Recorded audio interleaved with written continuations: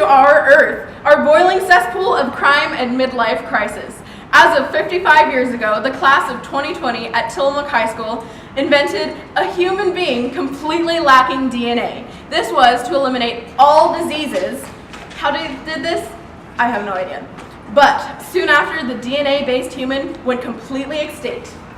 However, recently there has been an uproar of complaints in social media about how children don't look like their parents anymore. Boy, do we have the fix for you. Recently, a company called Sapora Incorporated invented a product called DNA in a bottle. Just drink one of these a day and you'll get your DNA back.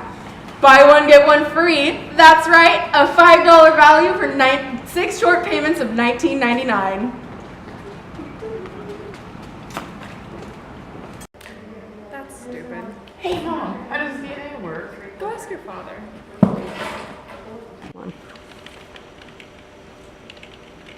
Hey, Dad, how does DNA work?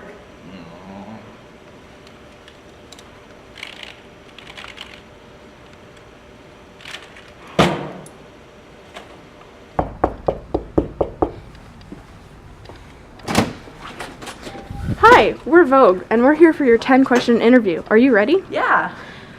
So what is DNA? DNA is deoxyribonucleic acid. Well, what does it do? DNA is a molecule that carries genetic instruction used in growth, development, functioning, and reproduction of all known living organisms. So what is it physically? DNA is a double helix structure made out of nucleotides. These nucleotides create a phosphate group, a 5-carbon sugar, and a base. There are 4 bases in DNA. There are adenine, thymine, cytosine, and guanine. These bases bond. Adenine bonds to thymine, and cytosine bonds to guanine. And that's what's called the base pair rule. So what else do these nitrogenous bases do? Well, with the help of RNA, they make up the genetic code. So what is RNA? RNA is ribonucleic acid. Its principal role is to act as a messenger carrying instructions from the nucleus to the cytoplasm of the cell, where organelles called ribosomes will read the RNA's code and use it to build proteins. RNA, unlike DNA, is a single helix structure with only one set of bases. Well, how do these ribosomes read this code, and how do they make proteins out of it? Well, you know how I explained the pairing rule? Well, this is where it comes in. Only with RNA, uracil replaces thymine. Every 3 bases make up a codon, such as the start codon, AUG, which is the universal green light for protein production. Then the ribosome will read the next 3 bases, and each specific codon makes up a different amino acid, and will keep going until there's a stop codon, UAA, UAG, or UGA. These acids will stick together to form a protein, which will then make up a cell. Well, how does this tie into genes, and why do people look alike? Well, as I mentioned earlier, DNA is the blueprint for all life, and all these bases in RNA and DNA helps pass down the genetic code from cell to cell, parent to offspring. Inside the nucleus of the cell, there are chromatids and chromosomes. Given that DNA strands can also be long, they twist up into a long rope.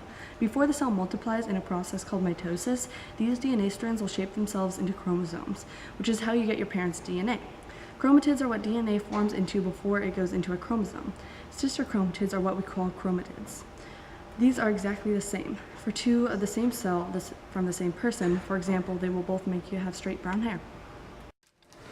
You mentioned chromosomes before, but I don't get it. How does it work? Okay, well, humans get 46 chromosomes, 23 from their mom and 23 from their dad. They're what make you. They're what made me blonde and half blind.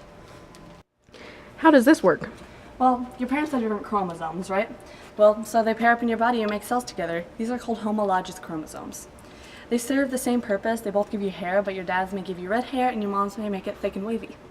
So, how would you summarize this? Well, DNA makes RNA, makes protein, which makes you and me, which just further proves the point that we're just rotting sacks of flesh. Wow, that's cool. But where do babies come from?